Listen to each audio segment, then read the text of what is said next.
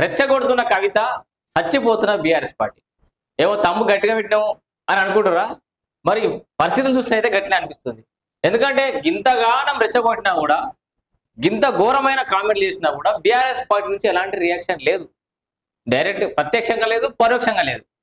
మరి ఈ మౌనం వెనుక కారణం ఏంది? కవిత వ్యాఖ్యలపై మౌనం ఎందుకు అని చెప్పేసి కూడా వార్తా కథనాలు కూడా వస్తున్నాయి. క్లారిటీ ఇవ్వని బీఆర్ఎస్ కీలక నేతలు రాష్ట్ర కార్యవర్గ సమావేశంలో నోరెత్తని బీఆర్ఎస్ అధినేత. కనీసం దిశానిర్దేశం, సరే బయట బహిరంగ వేదికల మీద మాట్లాడలేకపోతే సొంత కూతురు కాబట్టి, కనీసం బీఆర్ఎస్ పార్టీ ఆఫీసులో అంతర్గత సమావేశంలోనైనా మీరు కవిత పార్టీ విషయంలో ఇట్లా అంటే కవిత పేరెత్తకపోయినా కనీసం ఆ పార్టీకి సంబంధించిన అంశాలు కొత్త పార్టీకి సంబంధించి అని చెప్పి సంబోధిస్తూ ఏదైనా దిశానిర్దేశం చేయాల్సింది. మీరు గమ్మునుండుర్రి, లేకపోతే ఇట్లా తిప్పి కొట్టుర్రి, నిజాలు ఇట్లా ప్రజల ముందట ఉంచుర్రి, ప్రెస్ మీట్లో ఇట్లా ఏదో రకంగా దిశానిర్దేశం చేయాల్సినటువంటి బీఆర్ఎస్ పార్టీ అధినేతనే మౌనంగా ఉన్నాడు. ఈ మౌనంతో రెండు రకాల చర్చలు నడుస్తున్నాయి. ఒకటి, వ్యూహాత్మకంగా వ్యవహరిస్తుండా, వేచి చూసే ధోరణిలు ఉన్నాడా, కవితతోటి ములాఖాతే పరిస్థితి ఏమైనా ఉన్నదా నిజంగానే, లేకపోతే ఇప్పటికే ఉన్న వివాదాన్ని పెద్ద వెంచలవుతుంది మనం మాట్లాడితే అని చెప్పేసి ఏమైనా ఆలోచన చేస్తుండా, కక్కలేక మింగలేక అన్నట్టు భయపడుతున్నారా అనే ఒక పెద్ద ఎత్తున చర్చ అయితే నడుస్తుంది. సో ఇటీవల కొత్త పార్టీ ప్రారంభోత్సవ సందర్భంగా కల్వకుంట్ల కవిత అనేక కామెంట్లు చేసింది. సో ఈ కామెంట్లలో అసలు మన మనిషి అని, అసలు ఆయన మన కేసీఆర్ కాదని, అసలు కేటీఆర్ గురించి అయితే ఇక ఆయన గురించి మాట్లాడే అవసరం లేదని, ఇక కొంతమంది గుంటనక్కల గురించి కూడా మాట్లాడింది. అనేక అంశాలు మాట్లాడినా కూడా ఎందుకు మాట్లాడతలేరు వీళ్ళంతా?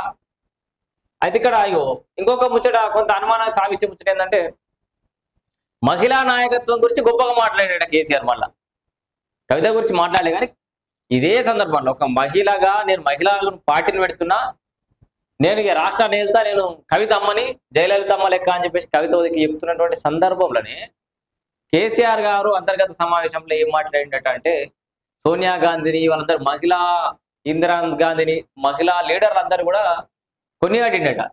మహిళలకు అధికారం ఇస్తే దేశం బాగుపడుతుందని చెప్పిండట.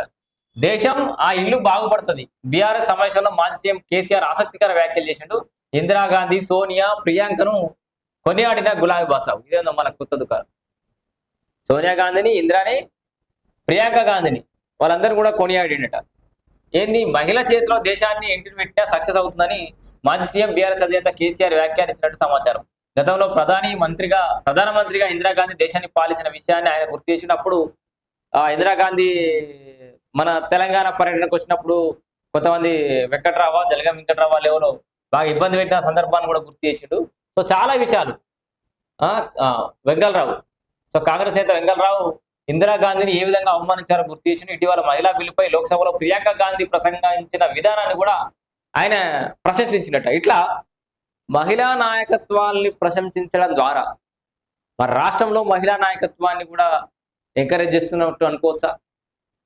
మరి తన సొంత కూతురి కొత్త పార్టీ, కొత్త ప్రయత్నాన్ని అంటే ఇంటర్నల్ గా, ఇండైరెక్ట్ గా ఏమన్నా ప్రోత్సహిస్తున్నాడా అని చెప్పేసి కూడా పెద్ద ఎత్తున చర్చనీయాంశం వస్తుంది. ఇంకా అహంభావం పోకపోతే ఎట్లా, తమ పార్టీ కార్యక్రమాలకు ఆహ్వానించలేదని వరంగల్ ఉమ్మడి జిల్లాకు చెందిన ఓ మహిళా నాయకురాలు కేసీఆర్ దృష్టికి తీసుకెళ్లినట్టు తెలిసింది. దీంతో కేసీఆర్ పార్టీ నాయకులపై తీవ్ర ఆగ్రహం వ్యక్తం చేసినట్టు సమాచారం.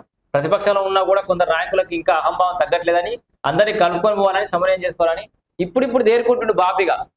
ఇక వీళ్ళతో అయితలేదు, కొడుకుతోటి అల్లుతోటి అయితలేదు, బిడ్డనేమో బయట పోయి కొత్త దుకాణం పెట్టింది, తేరుకుంటుండు. సోషల్ మీడియా భక్తులు ఎక్కువైపోయారని చెప్పేసి కూడా తెచ్చిండు. మరి మా పావలక్కనను మరి ఇంకెవరు అనడం మరి తెల, కానీ జర ఎక్స్ట్రా అయితేనే జర తగ్గించుకోరి, అహంకారం తగ్గించుకోవాలని కూడా సొంత పార్టీ నాయకులకు చాలా మందికి చెప్పిండు.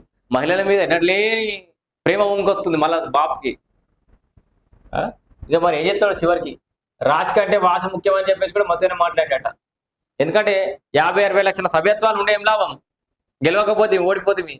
ఎవరిని పడితే వాడిని బుక్కు లింపుకొస్తాడు కాదు సభ్యత్వాల గురించి. నియోజకవర్గానికి కనీసం ఒక 2000 మంది నికార్సైన కార్యకర్తలు తయారు చేసుకోవాలని దిశానిర్దేశం చేసినట. ఇక మతగా చెప్పినట.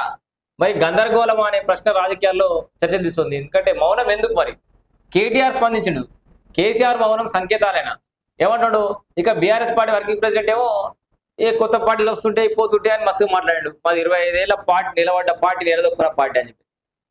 ఇది రజతోత్సవ సభలకు ముగింపు కార్యక్రమంలా కాకుండా బీఆర్ఎస్ పార్టీ ముగింపు కార్యక్రమం లాగా అనిపించింది నాకైతే. ఇక అయిపోయింది, ఇక వాళ్ళన్ని దుకాణం బంద్ చేసుకున్న పరిస్థితి అయితే కనబడుతుంది మనకైతే రాష్ట్రంలో.